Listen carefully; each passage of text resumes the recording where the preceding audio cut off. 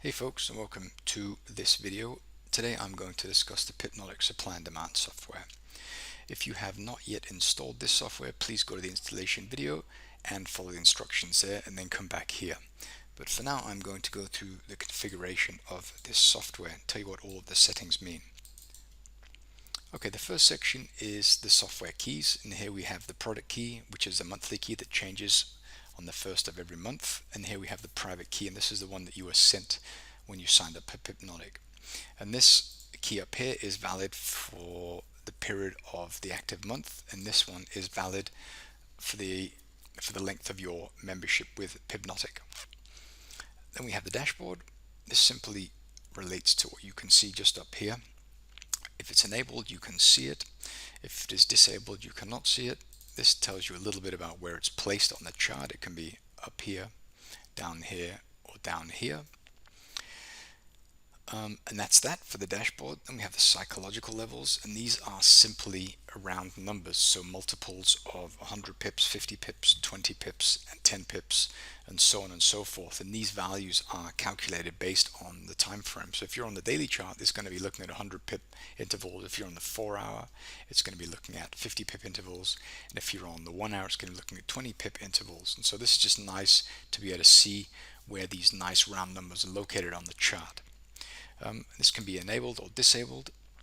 And we have psychological level count. This is just showing us 5 levels above and below current price, and this specifies the thickness of the line, and here we have the style of the line, and so default is dash dot.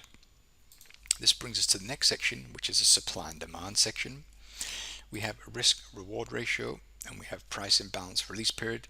Risk reward ratio is simply the distance the price travels from an area of demand. So if it is 2, then it has to travel 2 times the size of this area of demand here within 2 periods, and that's what the price imbalance release period stands for. So 2 times the size of supply or demand within the number of periods specified here.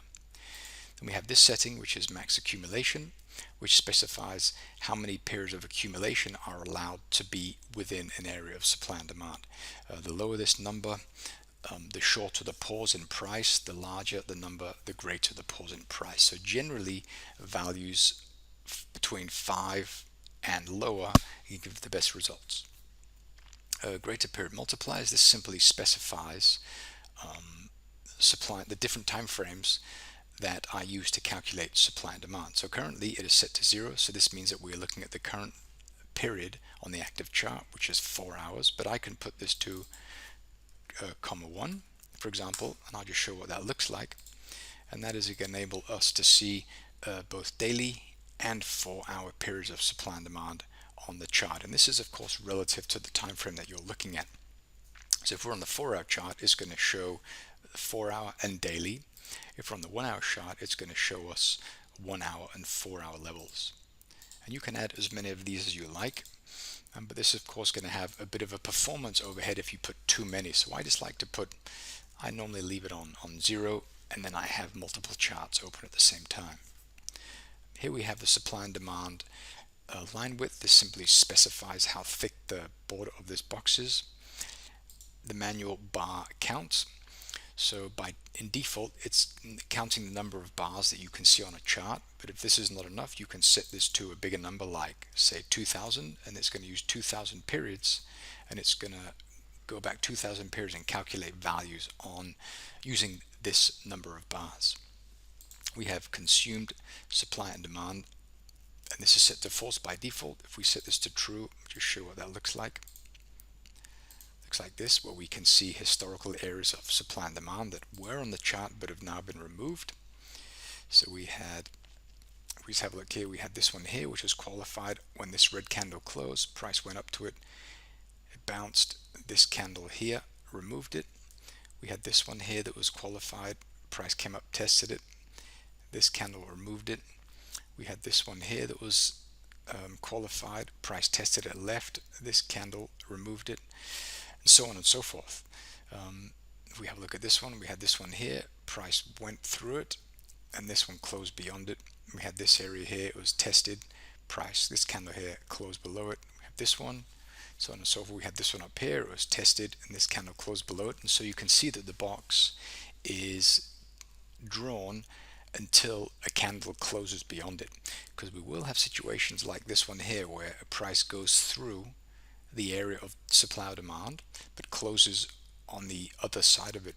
And so I do not want to remove this level, because essentially when you see something like this, we just have a buy zone, and the buy zone just moves lower like so, because price did not manage to close, and this is very important. Okay, back to the configuration. This is set to true, and here the tested supply and demand, this is set to dash. So if price has tested an area and then left, so respected it, it'll be dashed. If it's consumed, it'll be dotted. Okay, so we actually have three types of rectangles. We have solid, we have dashed, tested, and we have consumed, dotted. Then we have trend lines. Enable manual trend line management. When this is set to true, if I draw a trend line on the chart, the software reads it and manage it for us. So if I go like this, and then I just refresh the chart, the software grabs it and color codes it, and so I know that if I go on the 1 hour chart, I know then that this line here was drawn on the 4 hour chart due to the color. Then we have enable trendline extension. That simply tells the software to extend the trend line into the future. We have enable auto trend lines. This is set to true, and this is really a really nice feature, because when the software finds valid trend lines like this, it is going to automatically draw the trend line for us. So if we go on, let's see, different time frames. I haven't loaded this pair for a while, so there's lots of missing data. See, we found it on the hourly, then on the 4 hourly, on the daily we found it. And so what it's doing, in order to qualify an area, it's looking for price to go up, form a high, form a low, and form a higher high. Okay, so it's looking for price to form a low, a higher low, a high, and then we want price to move above the most recent swing high for an upward sloping trend line. Then it's going to draw the trend line that looks like that, which is what we can see here. Where here we have the low, we have a high, we have a low, and price managed to move beyond this high from this point here. Okay, and so the trend line is drawn from this low to this low.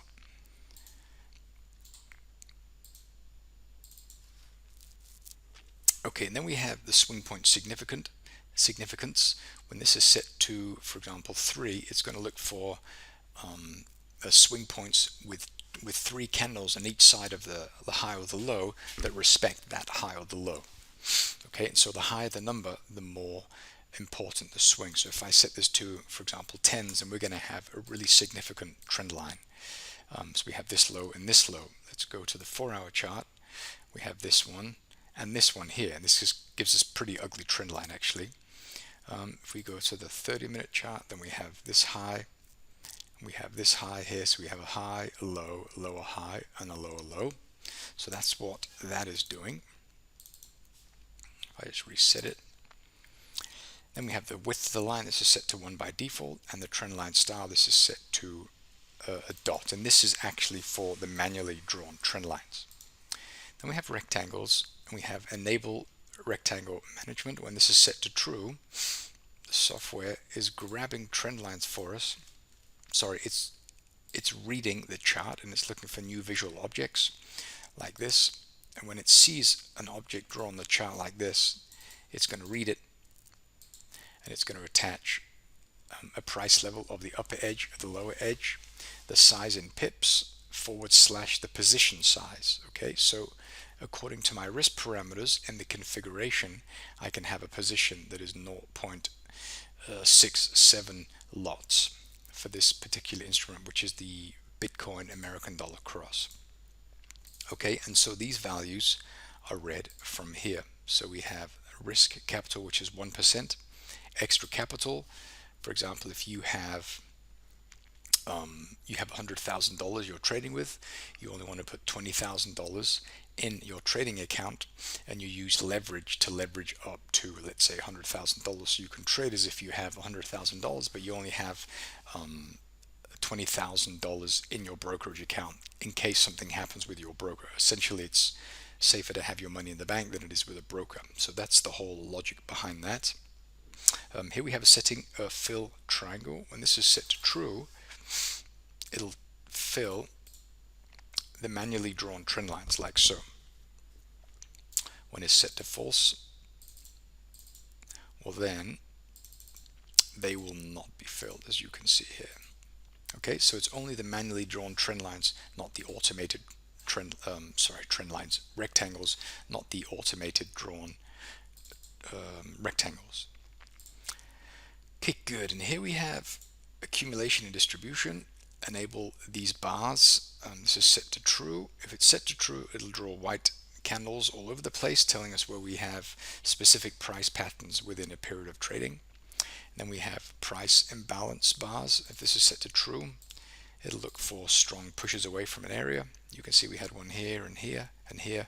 And this is, of course, interesting because it's showing us essentially where we have origins of strong moves. So when price left here, we have a nice candle. We have an area of demand just below that at the origin of this push here. Okay, and then we have orders. This is set to false by default. I'm considering removing this because I don't know how many people are actually using this functionality. But if you have order information, you can put your offers and your bids in here, and the software will read the values and it'll draw them on the chart for you so that you can see these when you're trading. But I'm debating whether or not I should remove this because I'm not sure a lot of people are using this functionality.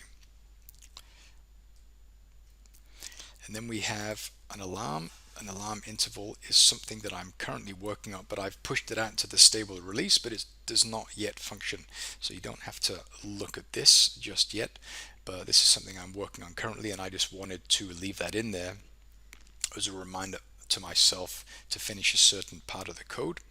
And this is on its way, and it's looking pretty nice so far.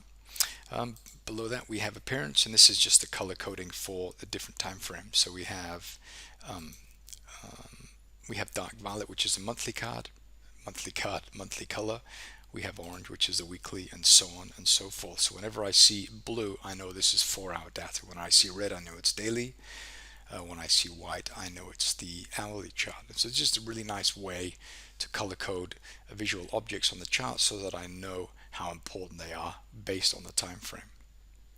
Okay, good. Well, I'm going to leave it at that. Keep this video short. If you have any questions, please send them in to me or drop them in the Discord channel. Once again, thanks for watching.